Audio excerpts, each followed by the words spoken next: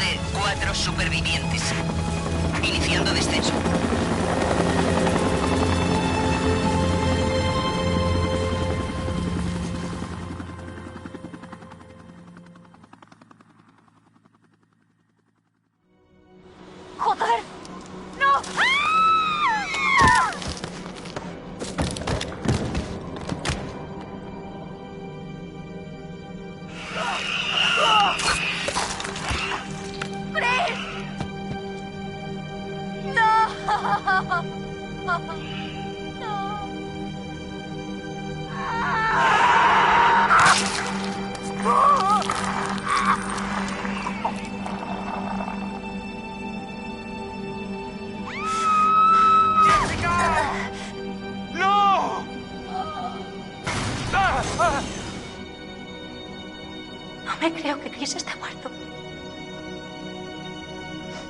Era mi mejor amigo. Quizá no había nada que hacer. Me la puso en la cara, aquí mismo, delante de mis narices, y casi me dispara. Estuvo a puntito el muy capullo.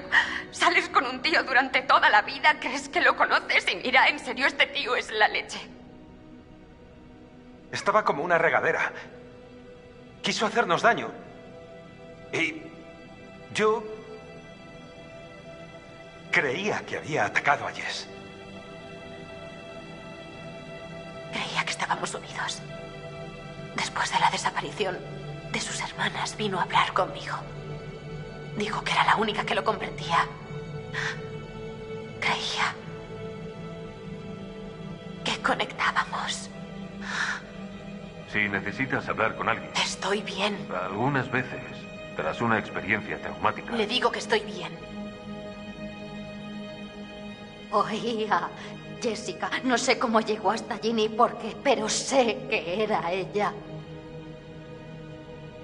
Bueno, ¿y a Matt lo han encontrado? no, aún no. Dios, está muerto. ¿No es así? ¿Por qué dices eso? Oh, no. Él era... Dios mío, me porté como una zorra total y podría haberlo ayudado. A lo mejor podría haberlo salvado. No llegué a tiempo. Me faltó muy poco. Si hubiera ido un poquito más rápido,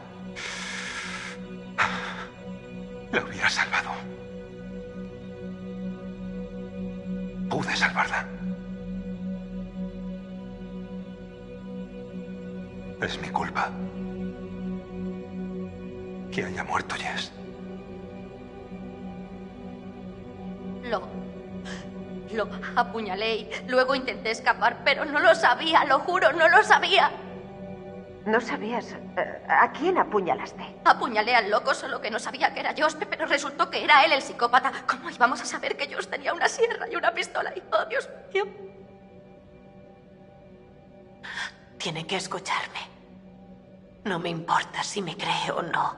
No me importa porque lo verá. Tiene que bajar a las minas. ¿Qué hay en las minas, Sam? He visto lo que hay ahí y pagaría por olvidarlo.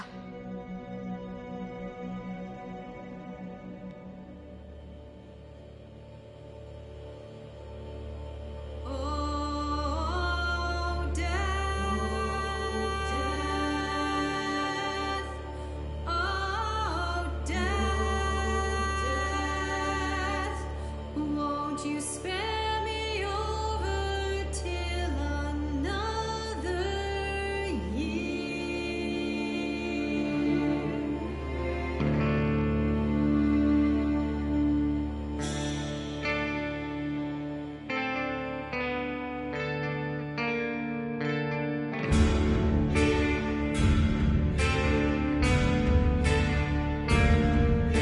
Well, what is this that I can't see without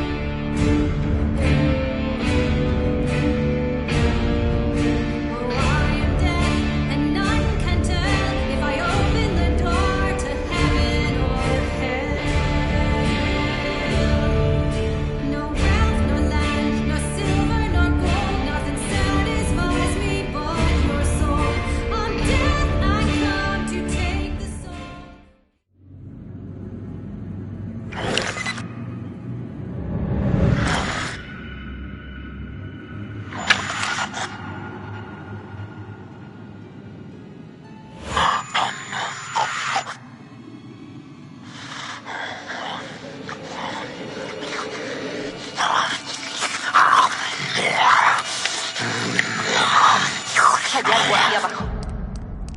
Tenemos a un superviviente. Un superviviente. Repito. ¿Es eso? Oh, joder. ¡Atrás! ¡No! ¡No! ¡Fuera!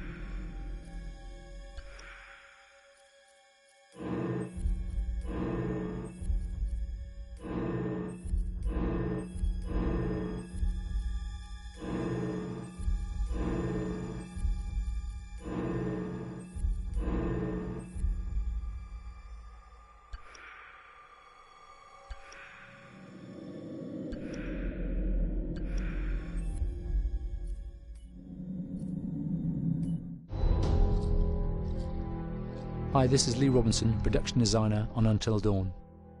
The production design for Until Dawn started with the great teen horror script that sets the characters in a Canadian winter mountain lodge, being a contemporary setting with visual clues derived from classic films of that genre, such as Hitchcock's Psycho and Stanley Kubrick's Shining. The storyboards are vital to the production design as it allows the designer to understand the scale of the environments to be made and the detail that would be seen to create the atmosphere of a horror.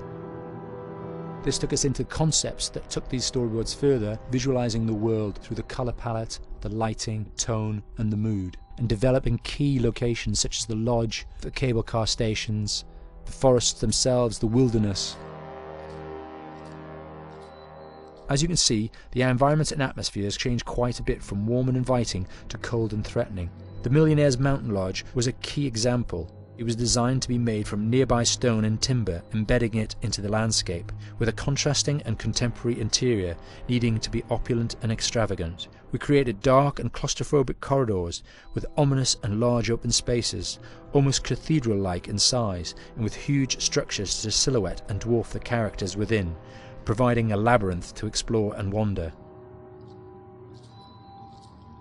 Each character was developed with a strong visual identity in mind, with contrasting colours, tones and silhouettes to identify them, each to have their own texture, pattern and shape, so that when they were lined up you could always identify them. The costume designs allowed a range of clothes that would suit them for the cold winter weather, but also have an element of style and individualism, so that the audience could look at them and relate, recognizing themselves within them. A lady would like to cuddle up with her man by a nice cozy fire bathed in atmospheric mood lighting. Right. It'll get plenty toasty once we're rubbing up against each other. Mike, Yeah. fire and mood lighting. Yes. Working with the lighting artists, we really brought the look and feel of the world together, and this required a thorough understanding of the visual language of teen horror. A key scene was where all the characters emerge out of the rear of the lodge chasing Hannah. A contrast is evident straight away from the exterior wilderness to the warmth of the lodge. The attention to character lighting here is through the bounce and rim lighting, accented colours and composition, creating characters that come from the dark into the light and back again with an emotional effect. Guys, there's someone outside. What the hell? Hannah! What's going on? Where's my sister going? It's fine. She just can't take a joke. It was just a prank, Han.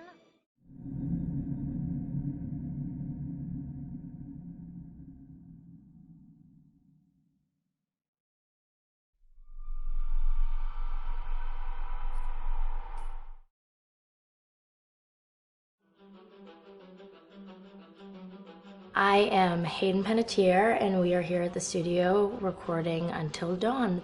My name is Rami Malek, and I play Josh.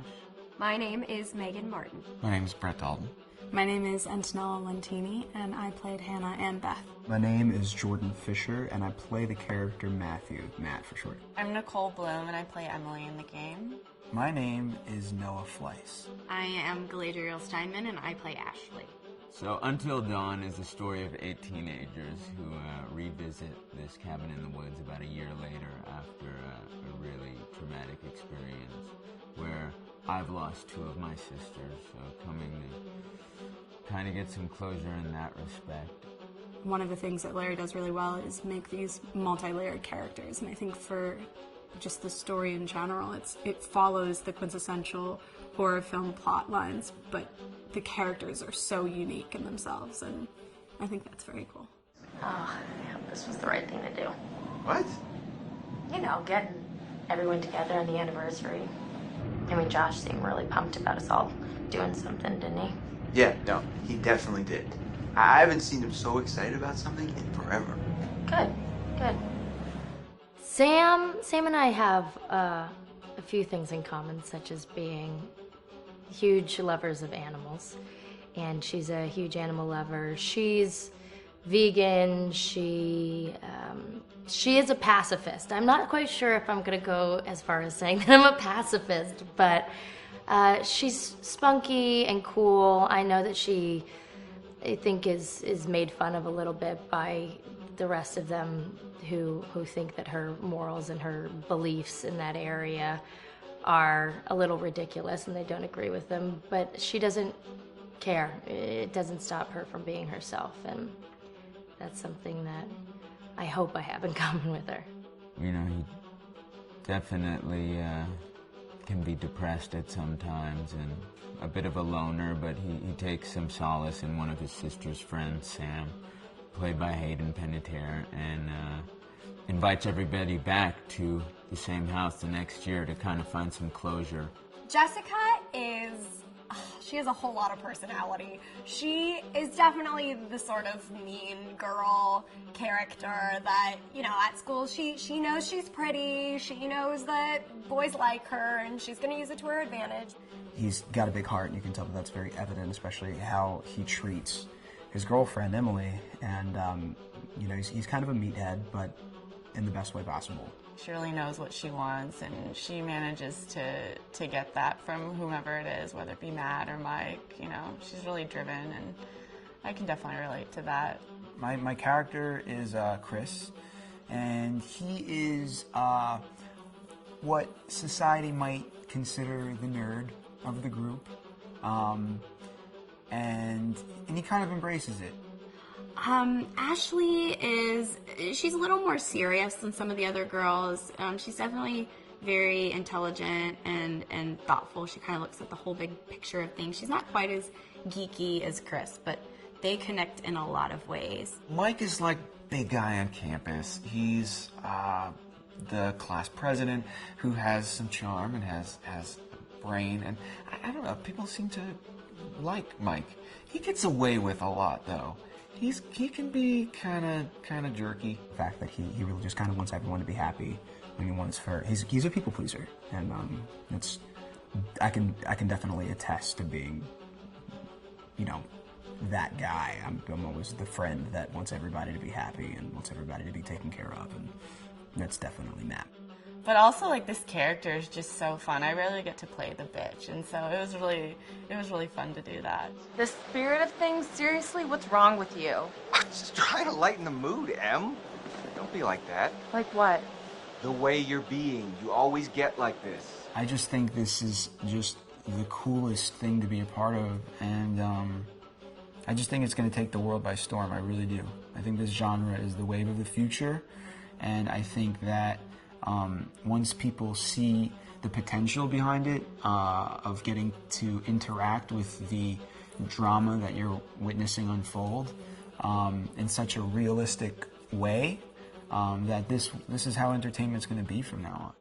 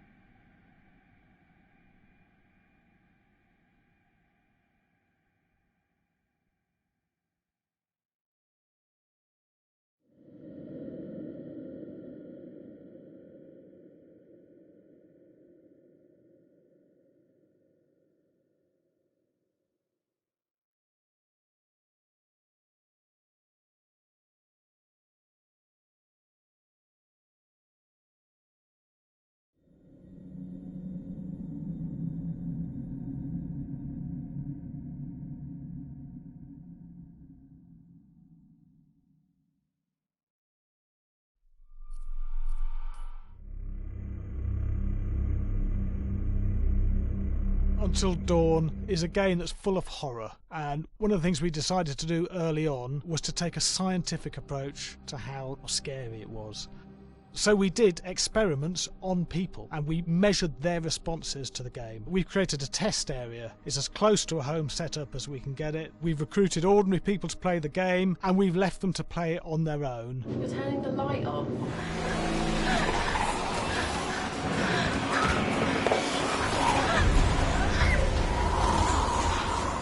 The only difference is it's rigged with cameras and microphones that relay the data through to the next room where people are watching them play. Bracelet here we use for biometric testing. It measures the player's emotional response. It's called a galvanic response sensor. It makes contact with the user's skin and it measures the electrical conductivity across their skin. It's the same principle as an old-fashioned lie detector. When you're stressed, you sweat a little, very sensitive, and picks up tiny changes if the player is feeling anxious or scared. That data's fed back to a testing team, it comes through as a graph. I'm so sorry.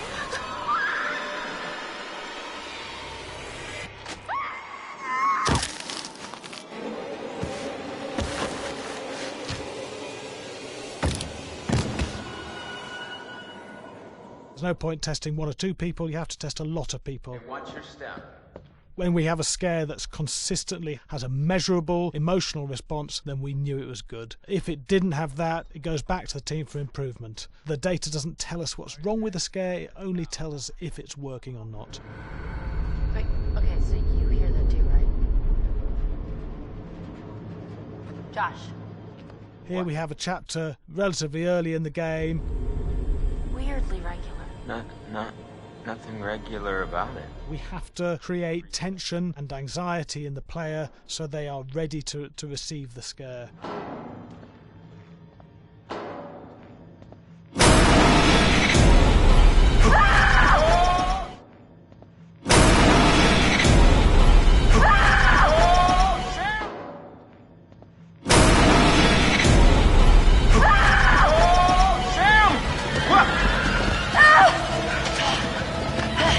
Give the player time to recover, to cool down, to calm down, and then start building the tension again before we do the next scare.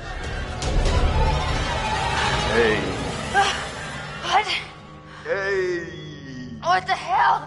Ooh, you just got mugged.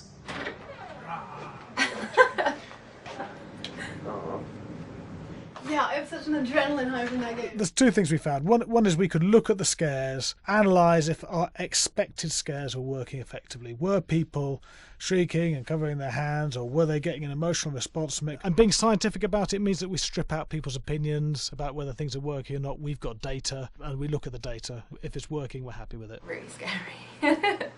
Bit scared and wanting to get away.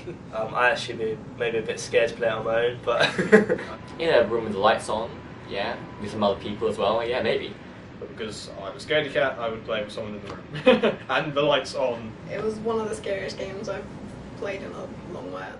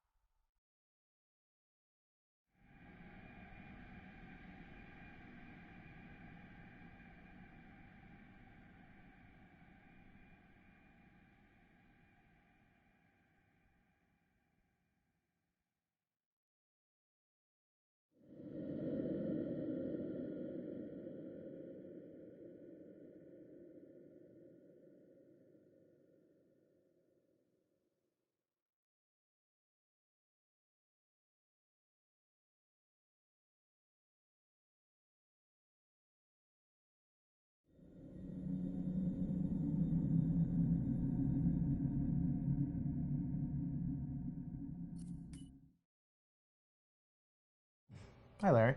Hey, Graham. Hi, my name is Graham Resnick. I'm a filmmaker, writer, director, sound designer, and I started working with Larry Fessenden about 10, 15 years ago through my friend Ty West, who I grew up with, and have done a lot of sound design with on his films.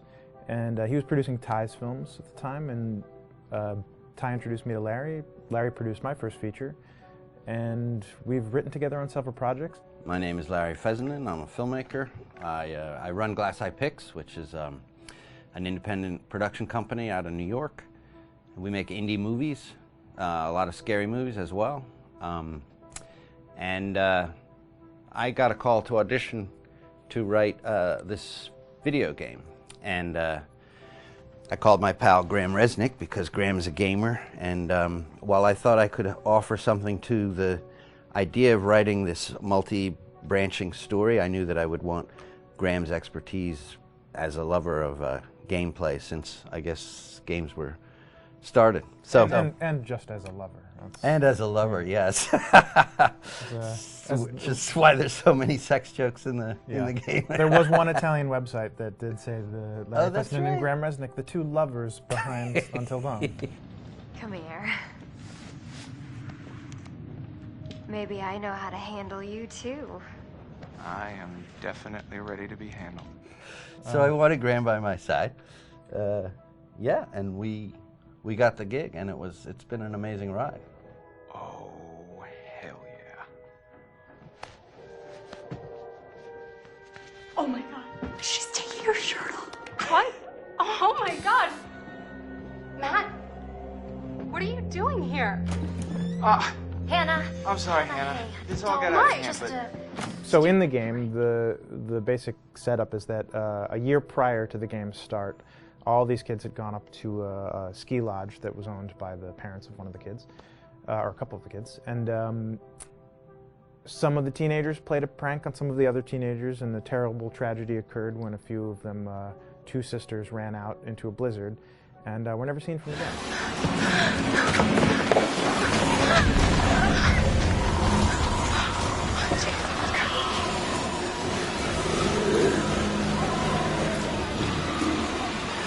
So now, a year later, this is kind of torn apart, this group of friends. They've gone through some trials and tribulations in the past year. The brother of the two girls has had a lot of psychological issues, and to kind of help him cope and help them all get over it, they all returned to the lodge a year later, back up on the mountain. And the idea is to get over it, but... the healing does not begin. Yeah, and these kids are all trying to find themselves. They've been through a trauma, but in general, they're just teenagers trying to figure out who they are. So they're all kind of falling into the patterns, the stereotypes, the characters they see on TV and in the movies. I think we were very interested in taking genre tropes and kind of making them sort of refresh them.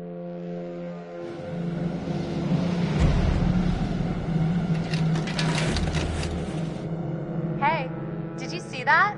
Dad said it'd just be us this weekend. We're familiar with how slasher movies work.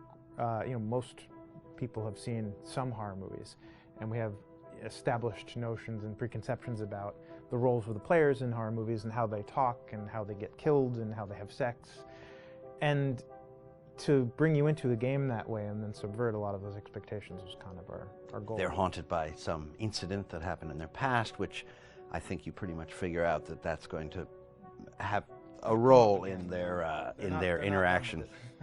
Yeah, so I think what was fun was we take some sort of stock characters and we try to give them some shape, but at least at the beginning they're recognizable in the way of groups of friends. There's the jock and the bitchy girl and the rivalries between everyone. And oh my gosh, and really fun characters too. Like we just had so much fun living in the minds of these characters through writing the script. What do you think? Jesus! It was fun. I think we were looking to get that kind of banter that you see both in movies, but also that you absolutely have with friends, and sort of those inside jokes. And of course, as writers and as friends ourselves, we sort of developed little tracks, and we try to give the characters that kind of vibe.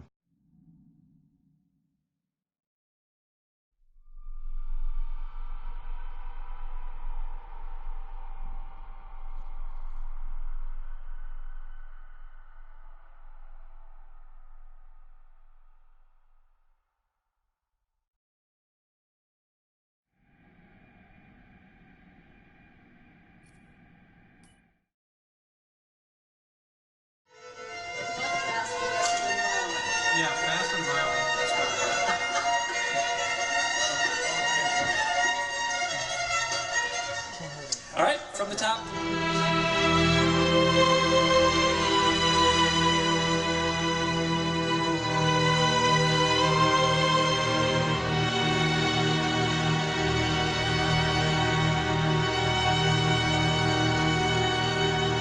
My name is Jason Graves, and I'm the composer for Until Dawn.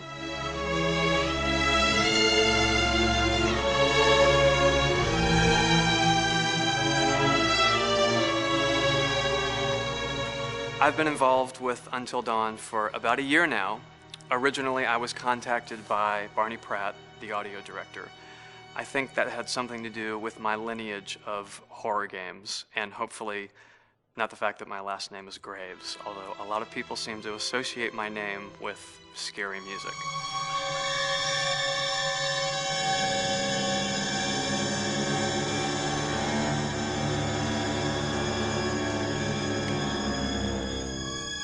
One of the things that was really exciting about working with Barney and the team at Supermassive is they really wanted something unique for the music. They wanted the music to stand out and be a character on its own in the game.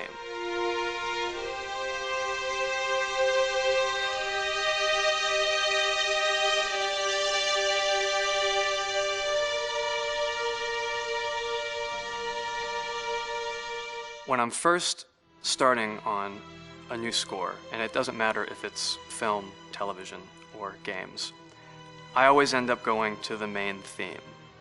Sometimes the developer or producer isn't even necessarily interested in the main theme at the beginning. I just want to do it for myself, because for me the main theme is the identity of the game. It establishes the mood, the atmosphere, and the character of the music and how it's going to be playing in the background. And that's what we did with Until Dawn. That was actually my demo pitch to Supermassive Games. I put a main theme together, recorded all the instruments at my studio, and sent it to them. And they liked it. We actually ended up recording that exact theme, all the instruments and everything, live here at Ocean Way probably 9 months ago. And that's what we've been using in all the demos for the game, and that's the final version of the theme that is the main theme that you'll hear on the menus and in some key pieces of gameplay.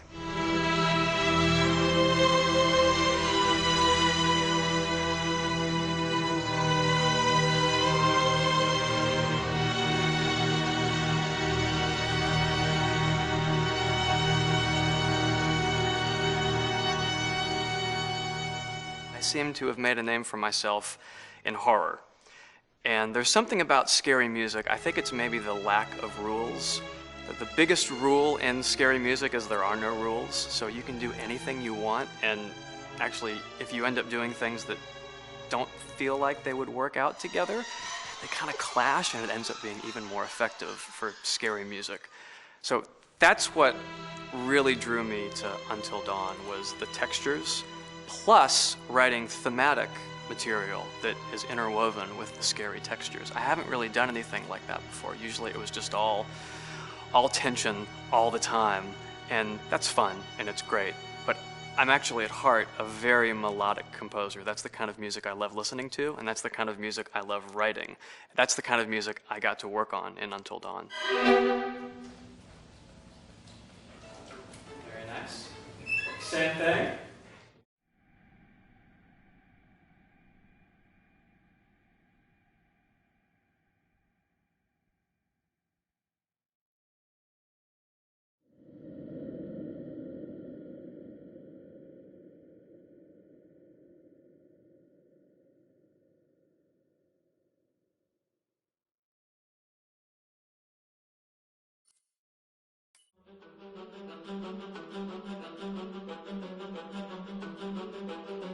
My name is Will Biles, Executive Creative Director of Until Dawn. The first part of getting a believable facial performance in game is to capture, topographically, the actor's range of emotional expressions as separate versions of the same head. Every tiny nuance gets digitized and merged, effectively creating a model that can recreate every facial movement that the actor makes. Once the topography has been recorded, The actor's performance itself can be captured by using a predetermined set of marker points, drawn precisely on the face, and a high-def helmet cam, wirelessly linked to capture devices. The camera is the small box where it looks like the microphone should be. Outro Sam. Mark. It records in high def the movement of the dots throughout the performance that will drive the expressions captured earlier. Unlike other systems, this form of capture is far less lossy because there are fewer interpretations between performance captured and performance rendered finally in-game. The audio is also recorded via two separate lavalier mics attached to the helmet. It takes a while for the actors to acclimatise to carrying around the recording devices and the helmet cams, but very soon the shoot becomes similar to any other effects shoot or a green screen shoot. The actors in these scenes are only recording facial animation, but use cursory body movements for pacing. Wait, and maybe we should all stick together and find everybody and make sure that we're all okay, so... 1-1, the year before the prank. Take 2, Mark. Other than the other actors, they have to use their imagination for everything and everywhere that they are supposed to be seeing and feeling. Idiot! So dumb! From a hot midday studio in Los Angeles to a freezing midnight mountain in British Columbia.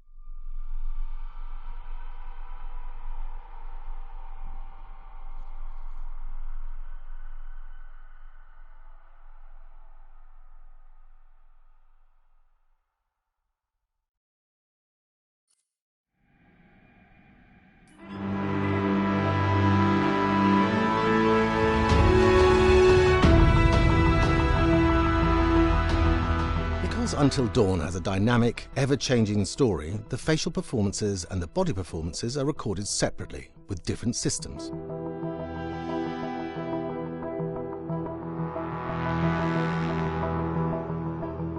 With the body capture, we use reflective bead suits and an infrared camera matrix system that drives the CG bone hierarchies in our character models. These performances cover everything from character locomotion, scene-specific performances and stunt work, most of which was recorded at studios in Pinewood and Shepperton, near London. Hannah! Hello? Combining all the elements seamlessly in the final game becomes a formidable editing and logistical task. Every variation, both physical and emotional, must be combined in these multi-edits. Scaffolding props have to stand in for the sets, because the hundreds of infrared cameras have to be able to see all of the reflective beads on the actor.